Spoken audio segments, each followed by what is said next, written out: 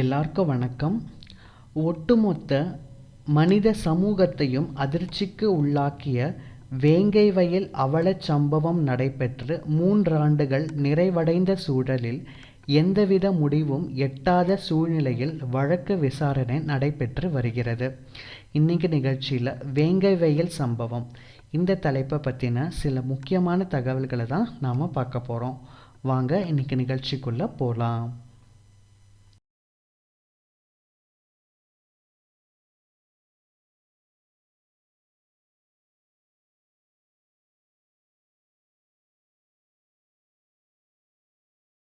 வேங்கை வயல் விவகாரம் நடந்து 3 ஆண்டுகள் முடிந்துள்ளது. இருந்த போதிலும் எந்த நீதியும் இதுவரை எட்டப்படவில்லை. சிபிசிஐடி போலீசார் குற்றப்பத்திரிகை தாக்கல் செய்துள்ளனர். இந்த விவகாரம் சட்டப்பேரவை தேர்தலில் என்ன தாக்கத்தை ஏற்படுத்தும் என்பது கேள்விக்குறியாக உள்ளது. வேங்கை வயல் விவகாரத்தில் சிபிசிஐடி போலீசார் குற்றப்பத்திரிகை தாக்கல் செய்து வழக்கு நீதிமன்றத்தில் நடைபெற்று வரும் நிலையில் கடந்த நாடாளுமன்ற தேர்தலின் போது இந்த பிரச்சனையால் இறையூர் கிராம மக்கள் தேர்தலை புறக்கணித்த நிலையில் இந்த முறையாவது வாக்களிப்பார்களா என்ற கேள்வி எழுந்துள்ளதோடு சட்டப்பேரவை தேர்தலில் வேங்கை வயல் விவகாரம் என்ன மாதிரியான தாக்கத்தை ஏற்படுத்தும் என்பது மேலோங்கி உள்ளது.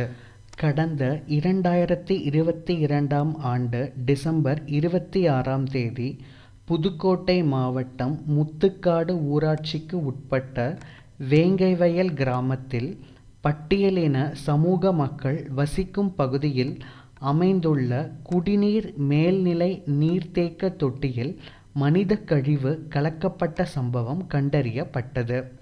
ஒட்டுமொத்த மனித குலத்தையும் இந்த சம்பவம் அதிர்ச்சிக்கு உள்ளாக்கிய நிலையில் இது குறித்து முதலில் விசாரணையை தொடங்கிய வெள்ளனூர் காவல்துறையினர் வன்கொடுமை உள்ளிட்ட 5 பிரிவுகளின் கீழ் வழக்கு பதிவு செய்தனர். ஆனால் போலீசார் சரியான திசையில் இந்த வழக்கை கையாளவில்லை என்ற குற்றச்சாட்டு எழுந்த சூழலில் இந்த வழக்கை சிபிசிஐடி போலீசாருக்கு தமிழக அரசு மாற்றியது. அதன் அடிப்படையில் கடந்த 2023ஆம் ஆண்டு ஜனவரி 16ஆம் தேதி முதல் இந்த வழக்கை சிபிசிஐடி போலீசார் விசாரித்து வருகின்றனர். இதனிடையே இந்த விவகாரத்தை கண்காணிப்பதற்காக சமூக நீதி கண்காணிப்பு குழுவையும் தமிழக அரசு அமைத்தது. அதேபோல் ஓய்வு பெற்ற நீதிபதி சத்யநாராயணன் தலைமையில் தனிநபர் ஆணையமும் அமைக்கப்பட்டு அந்த ஆணையம் வேங்கை வயல் உள்ளிட்ட கிராமங்களில் விசாரணை நடத்தி அதன் அறிக்கையையும் நீதிமன்றத்தில் சமர்ப்பித்தது. சிபிசிஐடி போலீசார் இந்த வழக்கை 720 நாட்களாக விசாரித்து வேங்கை வயல், இறையூர், முத்துக்காடு, காவேரி நகர் உள்ளிட்ட கிராமங்களை சேர்ந்த சுமார் 330 நபர்களிடம் விசாரணை நடத்தி சாட்சியங்களை பெற்றனர். இந்த வழக்கு தொடர்பாக சந்தேகத்தின் அடிப்படையில் 31 பேருக்கு DNA பரிசோதனையும் வாட்ஸ்ஆப் குரூப் உரையாடல் ஒன்றில் குடிநீர் தொட்டியில் மனித கழிவு கலக்கப்பட்ட விவகாரத்தை விமர்சித்த வேங்கை வயல் கிராமத்தை சேர்ந்த ஒரு காவலர் உட்பட 5 பேருக்கு குரல் மாதிரி பரிசோதனையும் நடத்தினர். மேலும் 10 பேருக்கு உண்மை கண்டறியும் சோதனை நடத்த சிபிசிஐடி போலீசார் நீதிமன்றத்தில் அனுமதி கேட்ட நிலையில் அதற்கு நீதிமன்றம் அனுமதி மறுத்துவிட்டது. இதன்பின் 2025ஆம் ஆண்டு ஜனவரி 20ஆம் தேதி புதுக்கோட்டை வன்கொடுமை தடுப்பு நீதிமன்றத்தில் சிபிசிஐடி போலீசார் வேங்கை வயல் வழக்கில் மேல்நிலை நீர்த்தேக்க தொட்டியில் மனித கழிவை கலந்தது அதே கிராமத்தில் வசிக்கும் பட்டியல் சமூகத்தை சேர்ந்த முரளிராஜா, முத்துகிருஷ்ணன், சுதர்ஷன் ஆகிய மூவரும் தான் என குற்றப்பத்திரிகை தாக்கல் செய்தனர். அந்த குற்றச்சாட்டின் அடிப்படையில் இந்த வழக்கு புதுக்கோட்டை வன்கொடுமை நீதிமன்றத்தில் இருந்து குற்றவியல் நீதித்துறை நடுவர் நீதிமன்றத்திற்கு மாற்றப்பட்டது. சிபிசிஐடி வைத்த குற்றச்சாட்டிற்கு பட்டியல் சமூகத்தை சேர்ந்த மக்கள் கடும் எதிர்ப்பு தெரிவித்ததோடு பாதிக்கப்பட்ட மக்களையே சிபிசிஐடி போலீசார் குற்றவாளியாக சித்தரிப்பதாக குற்றம் சாட்டினர். மேலும் இந்த குற்றப்பத்திரிகையை ஏற்றுக்கொள்ளக்கூடாது என குற்றச்சாட்டிற்கு உள்ளானவர்கள் நீதிமன்றத்தில் மனு தாக்கல் செய்தனர். அந்த மனு தள்ளுபடி செய்யப்பட்டு வழக்கு விசாரணைக்கு வந்த நிலையில் சிபிசிஐடி விசாரித்த அனைத்து சாட்சியங்களையும் ஆதாரங்களையும் தங்களுக்கு வழங்க வேண்டும் எனவும் மனுதாரர்கள் நீதிமன்றத்தில் கோரிக்கை விடுத்தனர்.